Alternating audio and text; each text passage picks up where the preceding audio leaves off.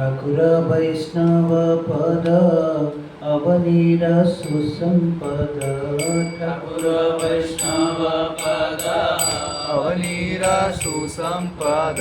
सुन भाई हैया एक माना। सुन भाई हैया एक माना। आश्रय लैया भजे हरे कृष्ण नहीं त्यजे। आश्रय भजे तारे कृष्ण नहीं त्यजे। हर सब मोरे अकारणा। आर सब मोरे अकारणा। वैष्णव चरण जल प्रेम भक्ति दीते बल। वैष्णव चरण जल प्रेम भक्ति दीते बल। हर के नहीं बलवंत। हर के नहीं बलवंत। वैष्णव चरण रेणु मस्तके भूषण वीणु। वैष्णव चरण रेणु मस्तके भूषण रेणु। हर नहीं भूषणीर अंत। हर नहीं भूषणेर अंत। तीर्थ जल पवित्र गुणे लिखियाछि पुराणे। तीर्थ जल पवित्र गुणे लिखियाछि पुराणे।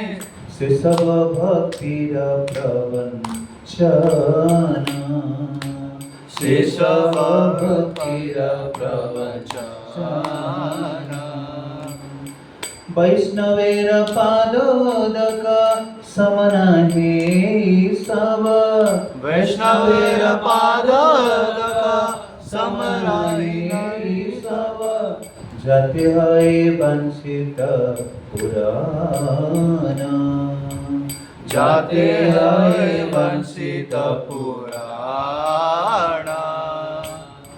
वैष्णव संगीते मन आनंदित अनुक्षण।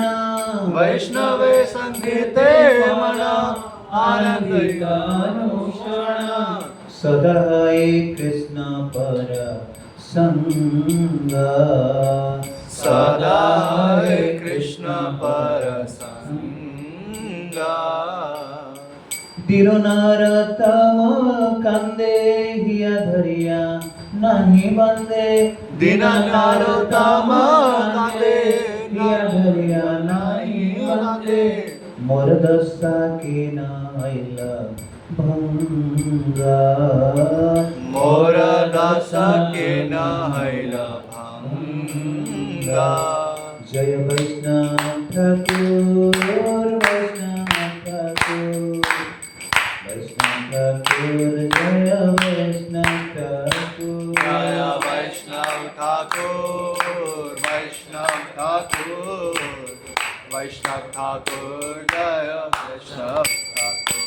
जय जय प्रभुपाद प्रभुपाद प्रभुपाद जय श्रील प्रभुपाद। जय जय प्रभुपाद प्रभुपाद प्रभुपाद जय।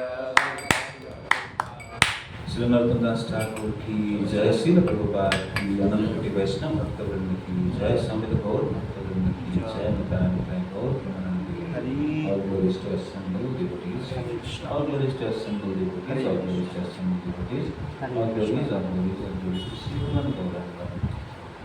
Om Ajnanatirandasya Jnananjanasalakaya Chakshurunmilitam Yena Tasmai Shri Gurave Namah. Vanchakalpatarubhyasya Krupasindubheva cha Patitanam Pavanebhyo Vaishnavebhyo Namo Namaha. जय श्री कृष्ण चैतन्य प्रभु नित्यानंद श्री अद्वैत गदाधर श्रीवासादि गौर भक्तवृंद। हरे कृष्णा कृष्णा कृष्णा हरे हरे हरे राम राम राम हरे हरे। तुम करोति वाचालं पंगुं लग्लायते गिरं यत्कृपातमहं वन्दे श्रीगुरुदीनतारिणं परमानन्ददायकं श्रीचैतन्यदेवं। Hare Krishna. So this is a nice song composed by Srila Narottam Das Thakur, glorifying the Vaishnavas. So the Vaishnavas are very important in our life. By their presence, we will enable to practice bhakti. The mercy of Vaishnavas act very mystically. Even though Vaishnavas won't come in front of us, remain invisible, still the remembering, the mercy keep going. Vaishnavas shower mercy in various ways, sometimes by instructing, sometimes by guiding, sometimes by meditating also. We get free from material causes. So that's why Narottam Das Thakur is mentioning how important is the following the lotus feet of Vaishnavas. ठाकुरा वैष्णव पद अवनीर सुसंपदा। धरती में कई प्रकार के सुसंपदाएं हैं, लेकिन सबसे उत्तम कोटि की संपदा है वैष्णव के चरण धूलि। जिस चरण धूलि में भक्त लोटपोट करते हैं। महान भक्त जड़भरत कहते हैं राजा रुहुगण को, बिना महत्पाद रजोभिषेकम, unless one bath in the lotus feet, lotus dust of the Vaishnavas, one cannot attain the love of Krishna. जब तक कोई वैष्णव की चरण धूलि में स्नान नहीं करता है, तब तक भगवान की कृपा को प्राप्त नहीं कर सकता है। यही चीज प्रहलाद महाराज भी अपने पिता हिरण्यकशिपु को कहते हैं कि पिताजी आप तो असुर हैं और आपके मन कभी भगवान में नहीं लग सकता है। ऐसा मतिस्तम गुरु क्रमांग्री, कि आपकी मति कभी भगवान में नहीं लग सकता है। लेकिन उपाय बताते हैं, बिना महत्पाद रजोभिषेकम। जब तक कोई भगवान के शुद्ध भक्त चरण वैष्णव जनों की चरण रज को मस्तक पर नहीं लगाएंगे, चरण धूलि में स्नान नहीं करेंगे, भगवान की कृपा को प्राप्त नहीं कर सकते हैं। इसलिए वैष्णव की चरण धूलि कितने महत्वपूर्ण हैं, इसलिए नरोत्तम दास ठाकुर वर्णन कर रहे हैं। कहते हैं ठाकुर वैष्णव पद अवनीर सुसंपद। अवन यानी धरती माँ को अवनी कहा जाता है। तो धरती में कई प्रकार के सुसंपद है, लेकिन सबसे उत्तम कोटि के संपद and resource है वैष्णव की चरण धूलि। So we don't know how mystically the Vaishnavas dust act upon us. Chaitanya Mahaprabhu स्वयं परम भगवान हैं और ये शिक्षा पूरे संसार को जगत को देने के लिए अपने आचार्य प्रभु जी ने सिखाया है। तो महाप्रभु अपने गुरुदेव श्री ईश्वरपुरी पाद के जन्म स्थान गए, चैतन्य डोबा, जो कि हाल ही शहर में है, कोलकाता बंगाल में। और महाप्रभु उनके गुरु महाराज के जन्म स्थान पर चरण धूलि लिए और मस्तक पे लगाए। उस चरण धूलि पे लोटपोट किए कि यही हमारे गुरुदेव के जन्म स्थान है, जिनके कारण मैं भक्ति कर पा रहा हूँ। उसके बाद महाप्रभु एक सरोवर में स्नान किए, जो आज प्रसिद्ध है चैतन्य डोबा। तो इसलिए बड़ी सीक्रेटली, बड़ी मिस्टेरिकली ये वैष्णव की कृपा हमारे जीवन में कार्य करता है। श्रील प्रभुपाद के जीवन में भी हम देखते हैं, प्रभुपाद के शिष्यगण ये विधि को बड़ी कड़ाके से पालन करते थे। जब प्रभुपाद एक बार मायापुर में थे, प्रारंभिक दिनों में मायापुर प्रोजेक्ट निर्माण चल ही रहा था, कुछ सुविधाएं नहीं था। आज तो आप मायापुर जाते हैं, सब प्रकार की 5 स्टार सुविधाएं हैं। लेकिन 1970s में जब निर्माण चल रहा था, प्रभुपाद आए थे, तो विदेशी भक्त तो बड़े संघर्ष के साथ मंदिर में रहते थे, तपस्याएं करते थे। प्रभुपाद करके रो पड़ते थे कि विदेशी लोग कितने ऐशो आराम में रहते थे, लेकिन यहाँ आकर कितनी तपस्या करते हैं भगवान को पाने के लिए, मेरे आदेश को पालन करने के लिए। तो ये देखकर जो गुरु प्रसन्न होते हैं, भगवान बहुत प्रसन्न होते हैं। तो प्रभुपाद कुछ बीमार पड़ गए, कभी कभी वहाँ पर मच्छर काटते थे, कई प्रकार के हिंसक प्राणी सर्प आदि आते थे, फिर भी भक्त लोग रहते थे। कठिनाई, विदेशी शरीर है, विदेशी शरीर तपस्या, भारत जैसे स्थान में तपस्या करना कठिन है। स्पेशली अमेरिकावासी जहाँ टेम्परेचर -30-35 ठंड एरिया में रहते थे, उनके शरीर अलग प्रकार के हैं, अलग क्लाइमेट के अनुसार है। और भारत जो कोस्टल एरिया है, जहाँ गर्मी बहुत प्रबल है, उस स्थान में रहना उनके लिए बड़ी तपस्या है। लेकिन फिर भी बड़े बड़े भक्त लोग, जो विदेशी भक्त प्रभुपाद के शिष्य लोग, किसी कठिन तपस्याएं किए। स्वयं प्रभुपाद भी जब राधा दामोदर मंदिर में रहते थे, बंसी गोपाल मंदिर में रहते थे, विदेश जाने से पहले 1959-60 दशक में, तो उस समय भी प्रभुपाद कोई सुविधाएं नहीं था, ना एसी था, ना पंखा था, ना बिजली था। प्रभुपाद बंसी गोपाल मंदिर में रहते थे लांठन, केरोसिन बत्ती जलाते थे यमुना जी के तट पर। बड़ी सुंदर मंदिर है। अब इसमें कितने लोग देखे हम लोग देखे हैं?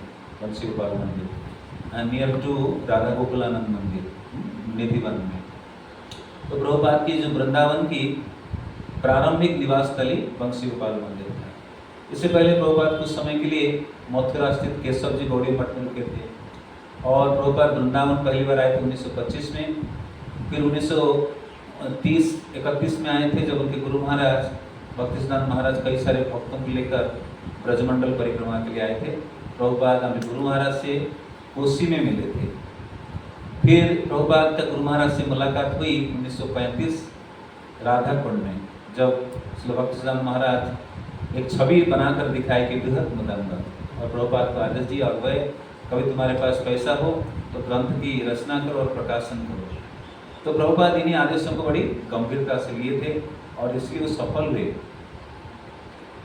तो यही आचार्य उपदेश दे रहे हैं कि बिना महत्पाद रजोगी से कम, कि महान भक्तों के चरण धूलि धारण किए बिना कोई भक्ति में प्रगति नहीं कर सकता। तो इस प्रकार प्रभुपाद क्योंकि अपने गुरुदेव के चरण कमल में पूर्णतया समर्पित थे, तो कृष्ण स्वाभाविक रूप से ऐसे जीवात्माओं को प्रेरित किए कि प्रभुपाद के चरणाश्रय लेने के लिए। इनका नाम है प्रभुपाद। प्रभुपाद शब्द का अर्थ है जो प्रभु के चरण में पूर्णतः आश्रय लिए हैं या जिनके चरण में अनेक प्रभु आश्रय लिए हैं।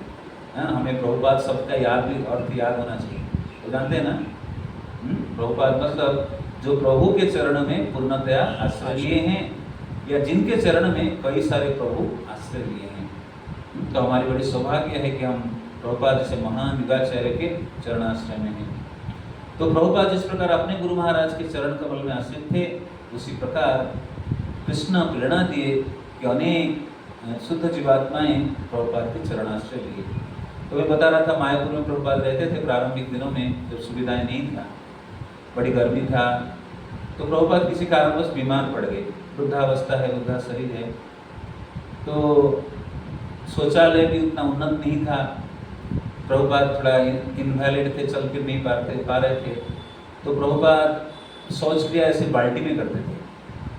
तो इस प्रभुपाद के जो मल को लेने के लिए उनके शिष्य लोग तरसते थे। एक तरफ जो शिष्य प्रभुपाद की व्यक्तिगत सेवा करते थे, वो मल को ले जाने के लिए बाल्टी में आनंदित होकर जाते थे।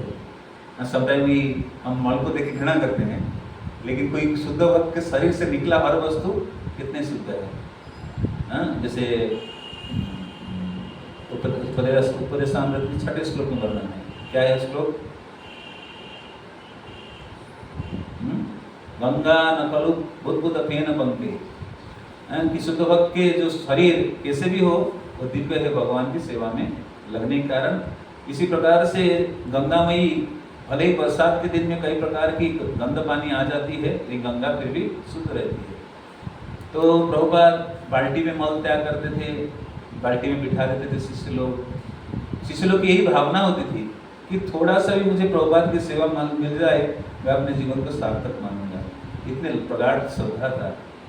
हो सकता है प्रभुपाद बहुत बड़ी बड़ी बातें करते थे, समझ नहीं पाते थे, विदेशी लोग हैं या संस्कार उतना अच्छा नहीं है, लेकिन प्रभुपाद जो आदेश देते थे पालन करने के लिए तत्पर। ही शरणागति के लक्षण है। तो हमें गुरु अधिकारी लोग जो बोलते हैं उसको करने के लिए तत्पर रहना चाहिए। भले वो कार्य हम सफलपूर्वक नहीं भी कर पाते हैं, कहीं त्रुटियां रह जाती है, तो समर्पण की बात है।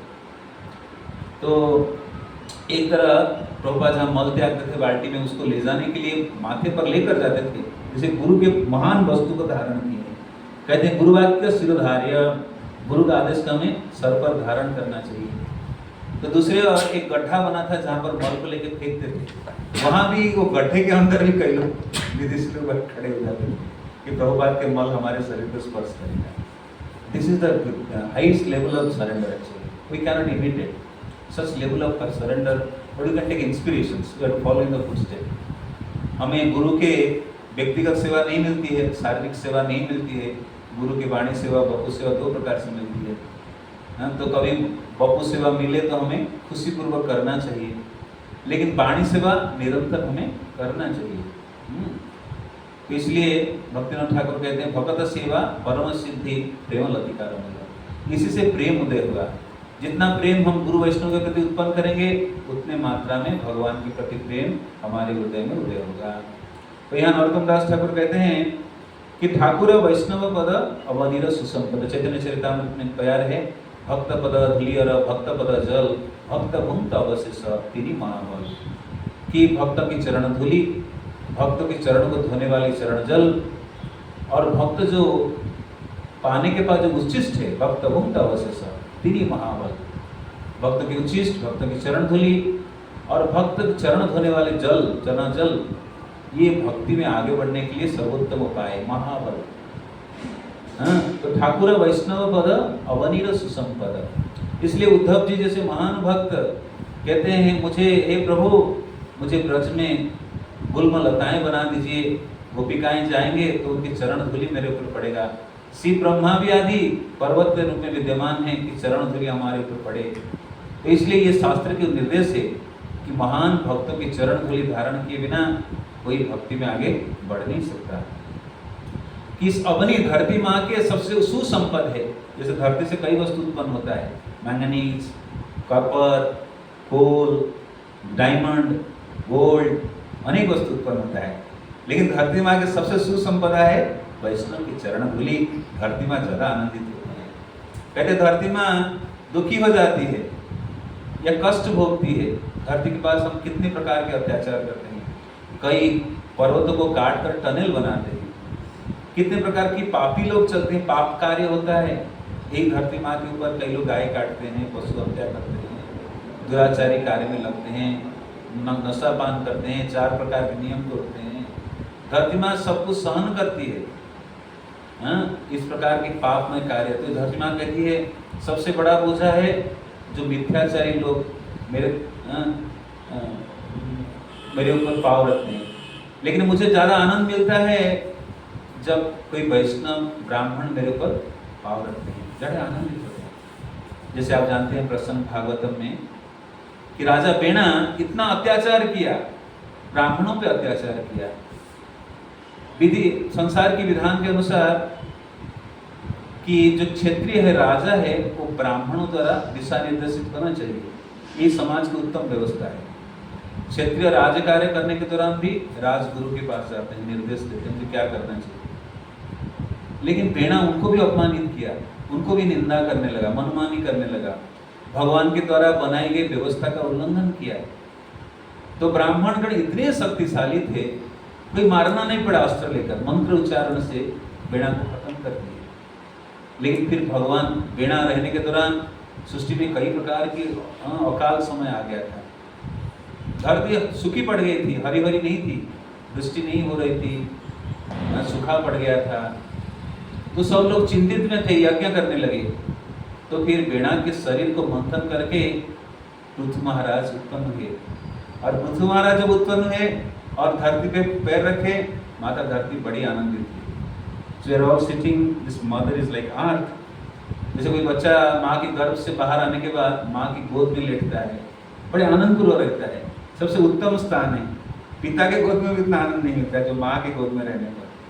तो ये माँ हमें लालन पालन करती है, धरती माँ। हम इसके ऊपर चलते हैं। चलो प्रभुपाद कहते 7 प्रकार की माँ, चाणक्य पंडित के अनुसार कहते हैं। आदो माता, दूर पत्नी, धेनु, धात्री, राजपत्निका, ब्राह्मण पत्नी। इस प्रकार 7 माँ के वर्णन है। उसमें एक माँ है धरती माँ। जो धरती माँ हमारे लालन पालन करती है, जिस प्रकार माँ लालन पालन करती है, धरती माँ भी लालन पालन करती है। हमें फसल प्रदान करती है, हरी सब्जी देती है, साग सब्जी देती है, सब कुछ, पानी जल सब कुछ प्रदान करती है धरती माँ। So you should feel grateful to mother earth. इसलिए वैदिक विधि विधान के अनुसार जो सभ्य मानव है प्रातःकालीन से उठने के बाद धरती माँ को प्रणाम करते हैं। माँ मदर कहते हैं। तो ये धरती माँ पे कई संपदाएं हैं, लेकिन आचार्य श्री नरोत्तम दास ठाकुर कहते हैं सबसे उत्तम संपद क्या है? सुसंपद ना वैष्णव की चरण धूलि, जिसको पाने के लिए शिव ब्रह्मा तरसते हैं। ये धरती माँ कितने भाग्यशाली है जहाँ पर चरण धूलि रहता है। ब्रजरस के लिए सब लालायित रहते हैं। सुनो भाई हैया का मन, हे भाई लोग एकाग्र मन से सुनो वैष्णव की चरण धूलि की शक्ति। आश्रय लया भजे तारे कृष्ण नाही त्यजे। कोई अगर वैष्णव के आश्रय लेकर भजन करता है, कृष्ण को छोड़ नहीं पाएंगे। कोई अगर कृष्ण को डायरेक्ट अप्रोच करता है, कृष्ण पहचान दे, कौन है तू, मैं नहीं जानता तेरे को। लेकिन कोई वैष्णव को पकड़ के भक्ति कर रहा है, कृष्ण छोड़ नहीं पाएंगे। इसलिए नरोत्तम दास ठाकुर और एक भजन में कहते हैं,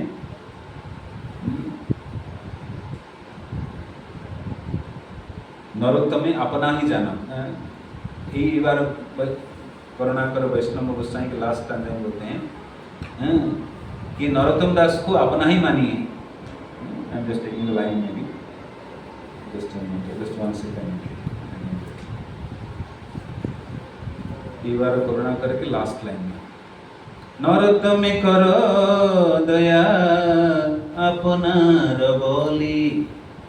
ये नरोत्तम पे दया करिए वैष्णवगण, क्या जानकर, अपना समझिए। हाँ, तो वैष्णवगण जब हमें अपना समझ लेंगे, कृष्ण भी हमें अपना मान लेंगे। हाँ, जैसे माता तुलसी है, भगवान के अपना है, अपनी जन है। हाँ, तो हमें अपना मान लेने से भगवान सेवा में स्वीकार करेंगे। तो इसलिए वैष्णव की कृपा बहुत आवश्यक है। आश्रय लैया भजे तारे कृष्ण नहीं त्यजे। कोई अगर आश्रय लेकर भजन करता है, कृष्ण उसको छोड़ नहीं पाते। हाँ, ऐसे हम कृष्ण को पकड़ नहीं सकते हैं, लेकिन जो पकड़े हुए हैं उनको पकड़ ले, शॉर्टकट विधि है। इसलिए हम गुरु धारण करते हैं कि मेरा सामर्थ्य नहीं, मैं बौना होकर चंद्रमा का हाथ बढ़ा रहा हूँ, संभव नहीं, कृष्ण बहुत दूर है। इसलिए मैं क्या करता हूँ, आनी तो कंगाल कृष्ण कृष्ण बोली ढाई तब बाछे बाछे। आप कृष्ण के, कृष्ण आपके हैं, मैं इसलिए आपके पीछे पीछे। हाँ, तो भजन करने के तरीका क्या बताते हैं ना, आश्रय लैया भजे। भजन डायरेक्ट नहीं करते, आश्रय लेकर भजना चाहिए। इसलिए गुरु को कहा जाता है आश्रय तत्व। सर्व आदो गुरु पादाश्रय, पहला तत्व है। आर सब मोर, संसार की बाकी चीज सब बेकार है, आर सब मोर कार है, और कोई काम का चीज नहीं संसार में, यही मेन कार्य करना है, बोल रहे हैं। वैष्णव चरण जल प्रेम भक्ति दीते बला। तो वैष्णव चरण पद के धूलि के वर्णन कर रहे हैं। इसमें बोल रहे हैं वैष्णव चरण जल। हाँ, जो वैष्णव आते हैं, हम कभी चरण धोते हैं, चरण जल कितने महत्वपूर्ण है। क्या दे सकता है ना, प्रेम भक्ति। भक्ति का अलग अलग स्तर, निष्ठा भक्ति, भाव भक्ति, प्रेम भक्ति। So unless you serve Vaishnav you can not get prem bhakti. इसलिए नरोत्तम दास ठाकुर कहते हैं, छाड़िया वैष्णव सेवा निस्तार प्रेय से किया। तो बाकी सब क्या है, ये सब सॉरी आरोग्य नाहे बलवंत। वैष्णव चरण रेणु मस्तके भूषण विनु, आरस नहीं भूषण अंत। तो स्त्री की शोभा बढ़ती है जब भूषण यानी आभूषण धारण करती है, अलंकार पहनती है। तो वैष्णव की भूषण क्या है, चरण रेणु। एक साधक की भूषण आभूषण क्या है, वैष्णव की चरण धूलि को धारण करना। कहाँ पर, न मस्तक पर। आगे कहते हैं, तीर्थ जले पवित्र गुणे लिखी अच्छे पुराणे। तो तीर्थ जल की महिमा अनेक पुराणों में वर्णन है। अगर गंगा स्नान करेंगे, यमुना जी में स्नान करेंगे, कोई तीर्थ भ्रमण किए, उसका फल भी मिलता है जो पुराणों में वर्णन है। लेकिन नरोत्तम दास ठाकुर इसको क्या कहते हैं, ये सब भक्ति प्रवंचन। ये जो ठगे वस्तु है, ये भक्ति नहीं प्रदान करते हैं, बड़ा पुण्य दे देता है। बहुत लोग गंगा में डुबकी लगा के पाप करते हैं, ठीक है नहीं, पाप प्रवृत्ति जाता नहीं। बहुत लोग मक्का मदीना घूम के आ जाते हैं। हाँ, जैसे कुंभ मेला हुआ, तो कई कई गंदा काम भी हुआ ना कि नहीं हुआ है, वीडियो शूटिंग करना, कई प्रकार के लोग किए, कहाँ भक्ति है। लेकिन जब वास्तविक गंगा स्नान की विधि या संगम स्नान की जो विधि है, वैष्णवगण करते हैं। गंगा माता यही अवतरण से पहले शर्त रखी थी। गंगा माता को जो भगीरथ जी ला रहे थे, भाई मेरी जो तीव्रता है कोई धारण नहीं कर पाएगा, कौन इसको कम स्पीड करेगा। तो भगवान शिव जी शंकर जी आए गंगाधर रूप में, गंगा माता की तीव्रता को स्लो किया, एक्सीलरेशन को डिसलेरेशन किए। दूसरा प्रश्न गंगा माई की थी, ये संसार के सब अयोग्य लोग स्नान करके मुझे दूषित कर देंगे, कैसे मैं शुद्ध होऊंगा, आप बताइए, भागीरथ जी उपाय बताइए। तो भागीरथ जी बोले, शुद्ध भक्त लोग जो स्नान करेंगे, साधु लोग स्नान करेंगे, आपकी पवित्रता और महकेगी। तो गंगा में ये जो जाते हैं सब संसार और कचरे मचरे लोग स्नान करते हैं, उससे आनंदित नहीं होती। लेकिन महान भक्त लोग जो स्नान करते हैं गंगा में और आनंदित होते हैं। सुबह बढ़ती है। तो इसलिए संसारी लोगों के लिए तीर्थ जल में जाना ठीक है पुण्य कमाने के लिए, फिर भी बदलते नहीं। मुस्लिम धर्म में विधि है कि मक्का मदीना जाने के बाद और पाप कर्म नहीं करना चाहिए, मिथ्या बोलना नहीं, सब उल्टा पलटा होता है ना। तो नरोत्तम दास ठाकुर इसको कहते हैं ये सब भक्ति र प्रवंचना। तो महानता क्या है ना, वैष्णवर पादोदक समान है, यही सब, इसकी तुलना नहीं कर सकते हैं। वैष्णव की चरण धूलि के समान इवन गंगा जल भी नहीं होगा। Even Ganga ji is coming from the lotus feet of lord himself, भगवान की चरण से स्पर्श करके आ गई है। लेकिन वैष्णव की स्थान और उन्नत होता है। गंगा माता इज अनडाउटेडली प्योर डिवोटी, शुद्ध भक्त है, लेकिन संसार में जगत पावनी है,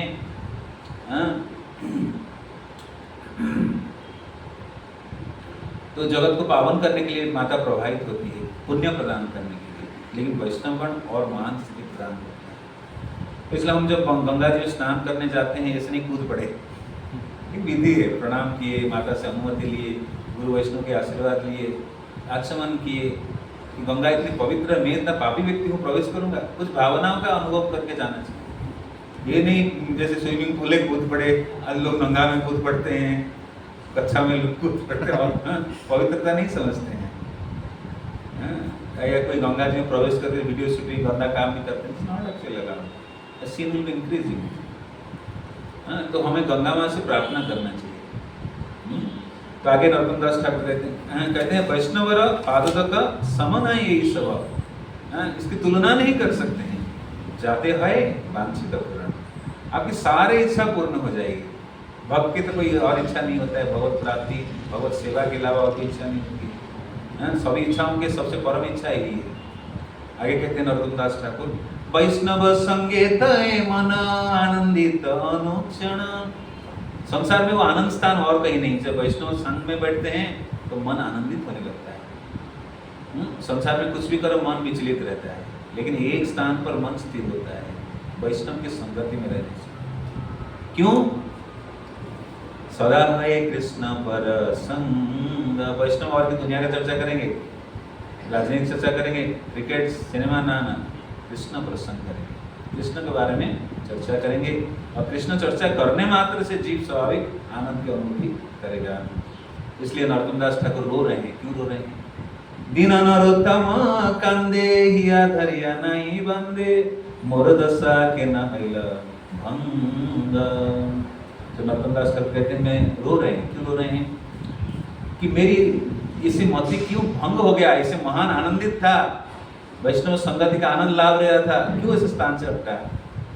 जब साधु शास्त्र चर्चा करते हैं, पर कृष्ण कथाएं चलती है, मन करते खत्म ना। तो जिन लोगों के लिए, महान लोगों के लिए।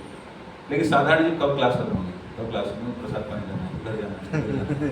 ये स्थिति में कृष्ण कथा नहीं होती है। जब समकालीन ऋषिगण बैठे हैं नैमिषारण्य में और सुत गोस्वामी कथा सुना रहे हैं, वयं तृण वितृप्याम, बड़े सुंदर श्लोक है कि हमें तृप्ति खत्म नहीं हो रही, हमें और सुनने की इच्छा प्रबल हो रही, और बताइए। ये कृष्ण कथा चलती रहे कभी खत्म न हो। तो नरोत्तम दास ठाकुर इसे आस्वादन कर रहे थे वैष्णव गुणगान सुनते। कहते हैं मेरा दशा ऐसे क्यों हुआ कि मति वहां से हट गई, मोर दशा के न हईल भंग। तो नरोत्तम दास ठाकुर की।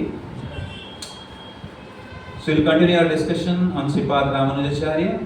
Before Ramanujacharya, we're discussing on Yamunacharya, great Vaishnava. Yamunacharya has composed Stota Ratnam. Prabhupada has quoted many slokas from Stota Ratnam. अनेक प्रार्थनाएं दक्षिण भारत के महान आचार्यों में से अनन्य है श्री यमुनाचार्य। तो अनेक श्लोक प्रभुपाद स्तोत्र रत्नम पुस्तक से कोट करते हैं। जैसे एक श्लोक है, जदवधि मम चित्त कृष्ण पदारविंदे नव नव रसधाम्नि उद्यन्तम रन्तुमासु तदवधि वट नारी संगम स्मर्यमाने भवतु मुख विकार तुष्ट निष्जीवनम च। तीन श्लोक को लिखे हैं यमुनाचार्य, श्रीपाद यमुनाचार्य कि जब मेरा मन, जदवधि मम चित्त कृष्ण पदारविंदे, जब मेरी मति कृष्ण के चरण कमल में लगता है, जदवधि मम चित्त कृष्ण पदारविंदे नव नव रसधाम्नि उद्यन्तम रन्तुमासि, कि नया नया रस का आस्वादन करता हूँ भगवान के चरण कमल की सेवा करने के दौरान। उसी समय मन में अगर एक बार काम प्रवृत्ति आ जाए, तदवधि बटनारी संगमी, इस समय मन में अगर एक विचार आ जाए कि मैं भोग कर रहा हूँ, स्त्री संग कर रहा हूँ, ऐसे विचारों को मैं थूकता हूँ। कौन बोल रहे हैं? श्रीपाद यमुनाचार्य। तो ये यमुनाचार्य महान वैष्णव है जो दक्षिण भारत में श्री संप्रदाय के अनन्यतम आचार्य अलवर है। तो यमुनाचार्य के प्रसंग हम बचपन की लीला श्रवण कर रहे हैं। उनके माता पिता चल बसे हैं, उनके दादाजी उनका लालन पालन किए हैं, और यमुनाचार्य अपने गुरु के प्रति समर्पित थे जो विद्यालय में शिक्षा ग्रहण कर रहे थे। और गुरु कहीं कर्ज में थे क्योंकि एक दिग्विजय पंडित उनको परास्त कर दिए थे। सभी उस राज्य की प्रजा चिंतित थे। तो यमुनाचार्य जब विद्यालय में थे, एक बार वो जो दिग्विजय पंडित के शिष्य आए, और क्योंकि कई सारे कर देना पड़ता था, तो यमुनाचार्य शास्त्रार्थ किए। मैं संक्षिप्त में वर्णन कर रहा हूँ जो हम पिछले क्लास में चर्चा किए। तो यमुनाचार्य फिर शर्त के अनुसार उस दिग्विजय पंडित को हरा देते हैं। 3 प्रश्न पूछते हैं और उत्तर नहीं दे पाते हैं, और शास्त्रिक मन, मनुसंहिता, प्रामाणिक वैदिक साहित्य का रेफरेंस लेते हुए श्रीपाद यमुनाचार्य सही उत्तर देते हैं। 3 प्रश्न का उत्तर उत्तम तरीके से देते हैं। तो जैसे यमुनाचार्य परास्त करते हैं, तुरंत ही सभी प्रजा लोग, सभी पंडित वर्ग उस राज्य के बड़े आनंदित होते हैं। सबके मुख में एक ही बात चल रहा था, अलवंदार अलवंदार अलवंदार, कनकड़ कनकड़ कनकड़, विजय प्राप्त कर लिए, विजय प्राप्त कर लिए। सब आनंद से नाचने लगे। ही हैज कनकड़, ही हैज कनकड़, उसने विजय प्राप्त कर ली, हरा दी, हरा दी। तो जैसे अब क्रिकेट में मैच फिक्सिंग करते हैं ना, तो इस पर राजा रानी भी मैच फिक्सिंग किए थे। राजा बोले थे कि अगर ये हार गया तो मैं आपके दास बन जाऊंगा, जीत गया मैं आधा राज्य दे दूंगा। दोनों बेटिंग किए थे। तो राजा जो शर्त रखे थे उसके अनुसार आधे राज्य किनको दे दिए? यमुनाचार्य जी शासन करने लगे। तो यमुनाचार्य एक जस्ट लाइक राइजिंग सन, जैसे आसमान के अंधकार को दूर करता है चंद्रमा आने, सूरज आने से, उसी प्रकार यमुनाचार्य जो पूरे राज्य, चोल राज्य अंधकार में था और दिग्विजय पंडित के शासना निर्देशन पर चलता था, तो उनको परास्त करके एक नया युग रचे वास्तविक। तो सभी प्रजा लोग आनंदित थे। राजा उनको आधा राज्य प्रदान करते हैं, राजा आलिंगन करते हैं, रानी भी बड़ी आनंदित थे। और उस समय यमुनाचार्य की उम्र ओनली 12 ईयर्स, कितना? 12 वर्ष, छोटे से आएंगे। तो क्यों ऐसी स्थिति को प्राप्त किए? उनके गुरु सभी ब्राह्मणगण उनके आशीर्वाद के कारण यमुनाचार्य सफल हुए। तो हमेशा हम अपने गुरुजनों का, वैष्णवजनों का, ब्राह्मणजनों का आशीर्वाद लेना बड़ी आवश्यक है। उसके बिना हम आगे नहीं बढ़ पाएंगे। तो कोलाहल को भी जो उनके प्रतिद्वंदी थे दिग्विजय पंडित, उनको यमुनाचार्य क्षमा कर देते हैं। तो इसके बाद यमुनाचार्य बड़ी बुद्धिमान तरीके से जो राज्य शासन करने लगे, वो अपनी सैनिकों को लगाकर पड़ोसी राज्य पे विजय प्राप्त करने के अभियान शुरू किए। वो जानते थे क्योंकि छोटे बालक है, पड़ोसी राज्य सोचे उनकी कमजोरी का फायदा लेते आक्रमण करेंगे। वो आक्रमण करे इससे पहले यमुनाचार्य आक्रमण के लिए रेडी हो गए थे। तो पड़ोसी राज्य सब चर्चा करने लगे, ये 12 साल की छोटा बच्चा, इसको हरा देंगे, हम भी राज्य अख्तियार कर लेंगे। लेकिन यमुनाचार्य इतने विद्वान थे, भगवान की शक्ति प्राप्त थे, तो उन्होंने अपने सैनिकों को भेजे पड़ोसी राज्य को आक्रमण करने के लिए। तो पड़ोसी राज्य षड्यंत्र करके जो आगे बढ़ रहे थे, उनके जो गोविंदा है, स्पाइस, वो आके बोले ऑलरेडी आक्रमण हमारे ऊपर होने वाला है।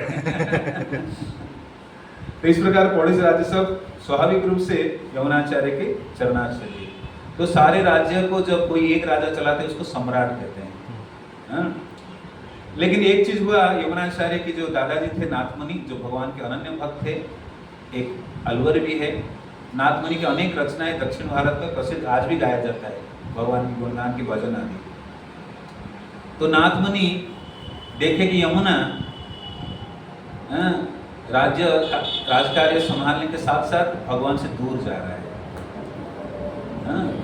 तो जब कोई भौतिक जीवन में ज़्यादा आगे बढ़ जाता है तो भक्ति छूट जाता है, दूर हो जाता है। इसलिए चैतन्य महाप्रभु राजा आदि उनसे मिलते नहीं थे, प्रतापनगर से मिलते नहीं थे। निष्किंचन भगवत भक्ति उन्मकस्य हा हंत हंत विषवक्षण, कि अगर कोई विषय संग करेगा, राजा के संग करेगा तो भक्ति से दूर चला जाएगा। Person become so much material ambitious, राजा बनने से। एक तरफ भगवान को पाने के एम्बिशन रखते हैं, दूसरी तरफ मैटेरियल एम्बिशन बढ़ जाता है। तो यमुनाचार्य अपनी राज्य विस्तार करना, प्रजाओं के बारे में चिंता करना, अनेक सारे उनके पास प्रतिदिन कोई ना कोई मिलने आते, बिजी हो गए, भगवान की भक्ति से दूर चले गए। लेकिन नाथमुनि एक महान वैष्णव थे जो अपनी नाती के बारे में चिंता करते थे। तो नाथमुनि देखते देखते अंतिम समय में आ गए, उनके महाप्रयाण होने वाला है। तो उन्होंने करुणा रखकर अपने शिष्य को बुलाया, राम मिश्र, जो कि नाथमुनि के शिष्य है। तो राम मिश्र को कहते हैं अपने शिष्य को, देखो यमुना एक उन्नत भक्त था जो मेरे संरक्षण में था, जब से राजा बना है भगवान की भक्ति से दूर चला गया। मैं आपको ये सेवा देता हूँ, किसी प्रकार से कुछ करके राम मिश्र तुम जो उनके शिष्य थे, तुम यमुनाचार्य को पुनः भगवान के चरण कमल से में लाओ। ये प्रयास में करना है, ये मेरे उपदेश है। तो रामा मिश्र जो कि नाथमुनि के शिष्य थे, अपने गुरु के आदेश को निरंतर स्मरण करते थे और प्रयत्न करते थे किस प्रकार से यमुनाचार्य को पुनः भगवान की चरण सेवा में लगाएंगे। तो राम मिश्र एक दिन गए यमुनाचार्य से मिलने के लिए। बहुत बड़े राजा है तो निरंतर उनके पास भीड़ लगा रहते थे, लोगों की मिलना, कई के बड़े बड़े राज्य के लोग, अलग अलग राज्य के राजा, प्रमुख व्यक्तित्व मिलने के लिए भीड़ लगा रहता था। तो नाथमुनि सोचे, राम मिश्र सोचे, इस प्रकार हुआ तो मेरा कोई मिलन हो ही नहीं पाएगा, मैं क्या करूं कैसे जल्दी मिलन हो। तो उपाय सोचे, फट से मिलने का उपाय सोचे। तो एक तरीका मैं देखता हूँ। तो भगवान को बुद्धि दिए। तो उन्होंने क्या किया, एक पत्ती है साग टाइप का, जिसका साउथ इंडिया बोलते हैं तुदुबल्लाई, क्या बोलते हैं, तुदुबल्लाई। तो तुदुबल्लाई में जो तुदुबल्लाई खाएगा उसके प्रति धीरे धीरे आकर्षण बढ़ेगा और वो साग सात्विक गुण का विकास करता है। तो उन्होंने जाकर जो कुक था, जो कि यमुनाचार्य के कुक थे किचन में, तो उनसे मिले। तो वो कुक भी अनुकूल थे। जब रामा मिश्र उनको बोले कि तुदुबल्लाई दीजिए, राजा को प्रतिदिन दीजिए, उनके लिए अच्छा है, तो वो तुदुबल्लाई की डिश बनाकर सर्व करने लगे। वो भी जानते थे कि तुदुबल्लाई की इफेक्ट अच्छा है, राजा के लिए अच्छा होगा। तो इस प्रकार प्रतिदिन रामा मिश्र तुदुबल्लाई तोड़ के लाते थे साग जैसा, और इसको बनाकर देते थे कुक्स, राजा यमुनाचार्य को। तो एक दिन क्या किया, वो अदृश्य गए नहीं, राम मिश्र गए नहीं। जब नहीं गए तो तुदुबल्लाई में बिना रह नहीं पाते थे, खाए बिना, बड़े अच्छी डिश था। तो पूछे ये कहाँ से आता था, आप आज क्यों मुझे दे नहीं रहे हो। तो फिर कुक कहने लगे कि एक साधु आते थे, वो प्रतिदिन लाते थे, आज तो वो आए नहीं है। तो इस बार यमुनाचार्य बोले इस कुक को, अगली बार जब वो आएंगे ना कभी, मुझे जरूर बुलाना। मिलने के लिए टाइम नहीं मिल रहा था, ऑटोमेटिक मिलने का बहाना बन गया। तो 2-4 दिन बीत गया तुदुबल्लाई बिना। तो अगले दिन फिर राम मिश्र आकर तुदुबल्लाई तोड़ के लाए, हमने कल आ नहीं पाए थे किसी कारण। तो आज जैसे तुदुबल्लाई लेकर आए हैं, तुरंत कुक राम मिश्र को लेकर आए किनके पास, यमुनाचार्य के पास। तो फिर राम मिश्र से बड़े आभार व्यक्त करते हैं यमुनाचार्य कि आप इतने सेवा कर रहे हो तुदुबल्लाई देकर, बदले में आपको क्या चाहिए, मैं आपकी ऋणी हूँ, क्या आपको दे सकता हूँ। तो रामेश्वर कहते हैं मैं आपसे कुछ मांगने नहीं आया हूँ, मुझे किंतु एकांत में आपको कुछ बात करना है, मैं यहाँ बात नहीं कर सकता, एकांत में बात करना चाहता हूँ। तो इस प्रकार जो यमुनाचार्य की कुक्स चले जाते हैं और यमुनाचार्य और राम मिश्र के बीच अंतरंग वार्तालाप होती है। तो उनका आशीर्वाद देते हैं और धीरे धीरे जो प्रस्ताव लेकर आए थे उसको वर्णन किए। तो इस प्रश्न हम आगे सुनेंगे, समय हो रहा है। किसी कुछ प्रश्न है तो बता सकते हैं। Anyone have got any questions can ask. तुदुबल्लाई की मतलब किस टाइप की डिश होती है, साग? तुदुबल्लाई एक साग जैसे, इसको खाने से या कोई प्रसाद में मिलाकर खाने से सत्व गुण का विकास होता है। Even search in Google what is Tuduballai, I don't know, South India. I have to ask Ganesh Dharam.